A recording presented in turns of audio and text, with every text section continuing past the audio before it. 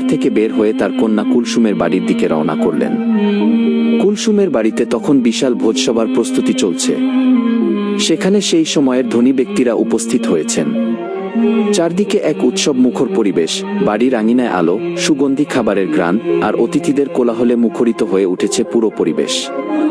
একে একে সম্মানিত ব্যক্তিরা আসছেন এবং বসছেন, আর কুলসুম সবার খোঁজখবর নিচ্ছেন অত্যন্ত আন্তরিকতার সাথে। অতঃপর নবী করিম সাল্লাল্লাহু আলাইহিস সালাম যখন সেখানে পৌঁছালেন, তখন তার আগমনে যেন পুরো পরিবেশে এক অন্যরকম প্রশান্তি নেমে এলো। সবাই দাঁড়িয়ে গেলেন, সম্মানের সাথে তাকে সালাম জানালেন। কুলসুম দ্রুত এগিয়ে এসে বললেন, হে আল্লাহর প্রেরিত রাসূল, হে আমার পিতা, আপনি এসেছেন, এতে আমি অত্যন্ত আনন্দিত। আপনি এখানে বসুন। তিনি নিজ হাতে তার জন্য একটি সম্মানজনক আসনের ব্যবস্থা করলেন। তার চোখে মুখে ছিল আনন্দ, কিন্তু সেই আনন্দের আড়ালে কোথাও যেন এক অদৃশ্য তুলনা লুকিয়ে ছিল, যা ধনসম্পদের অহংকার থেকেই সৃষ্টি হয়। আমরা অনেকেই জানি, আবার অনেকেই হয়তো জানি না, কুলসুম ধনসম্পদের দিক থেকে ছিলেন বেশ সচ্ছল। তার ঘরে প্রাচুর্য ছিল, অভাব ছিল না কোনো কিছুর। অন্যদিকে তার প্রিয় বোন ফাতেমা রাদিয়াল্লাহু তাআলা আনহার জীবন ছিল সম্পূর্ণ ভিন্ন। সেখানে ছিল না বিলাসিতা, ছিল না প্রাচুর্য, বরং ছিল অভাব, ছিল কষ্ট, ছিল ধৈর্যের কঠিন পরীক্ষা। কিন্তু এই দুনিয়ার দৃষ্টিতে গরিব হলেও ঈমান ও আমলের দিক থেকে ফাতেমা ছিলেন এক অনন্য মর্যাদার অধিকারিণী।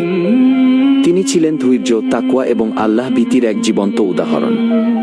কেনই বা হবেন না?